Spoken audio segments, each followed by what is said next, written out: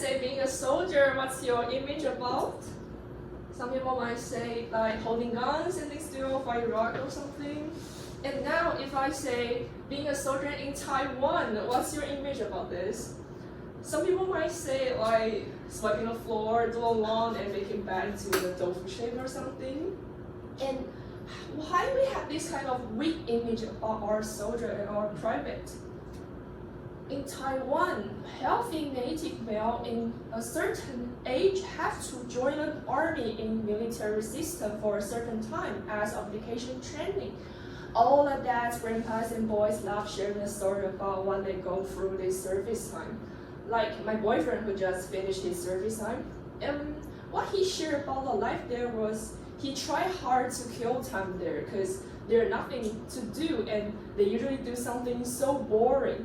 Like, yeah, he still learned something about like how to use gun and do the war drill, but the most of the time he think he and his friend is just like being like a clown in a camp. Like, we have so many privates all the time because the compulsory military system, but the question is, that kind of application training do defend us from the invasion of China? I don't think so. So rather than wasting time and money, I suggest our government should cancel the compulsory military system and put all the resources on voluntary army system. Yeah, like some people might say, no, like compulsory service time is our confidence, is the deterrent to China. Well, think about this. Those boys who don't give an F in the training, does this kind of people, China gonna take them as confidence? I don't believe so either. I think you guys don't believe so either. And this is the problem, like they are forced to do, so they don't want to and they don't gonna put effort on it.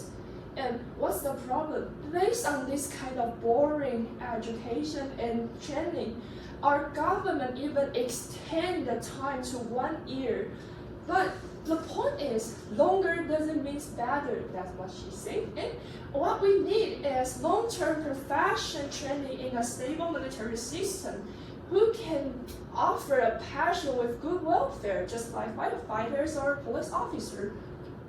And another point is that our boys, like most of the boys, think that the compulsory service is the delay in their like advanced studies and career planning, just like the postmodern life. But the question is, they don't want to do the training, but we still cost a lot for the weapon training, for the operational maintenance from our taxes. And what's worse, like these days, like this year, there's a lot of news about like Taiwanese celebrities dodging the draft. This is also the problem, like it brings about legal and political costs. Even it damages the image about our private and military. So, our national defense strategy doesn't gonna depend on this anymore. What else? We should put the right thing in a right place, in a right way. Just like you want the horse to run faster, run better, you're gonna put a carrot in front of his head. The same thing in our military recruit. Low motivation gonna mean low efficiency. So, instead of producing another and another short-term private, our government should put all the resources, our taxes and time on voluntary army system. Then this is the way it can bring our advantage. First, our salaries can be higher for the private and military member, and it's gonna be higher incentive for all the males and even females.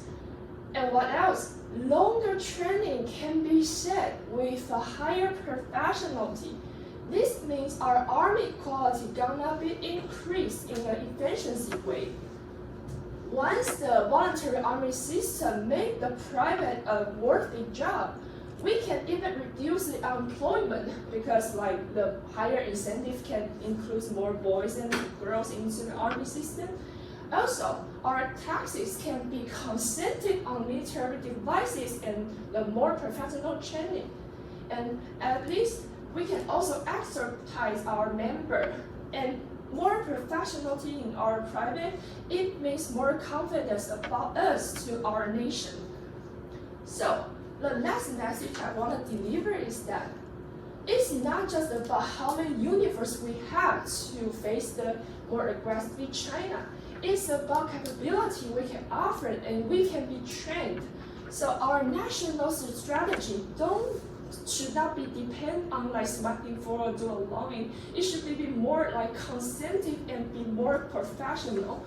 And so I suggest Taiwan should console the system about like the obligation training and turn all the resources on the voluntary system. And this is the best way to protect our country. Thank you.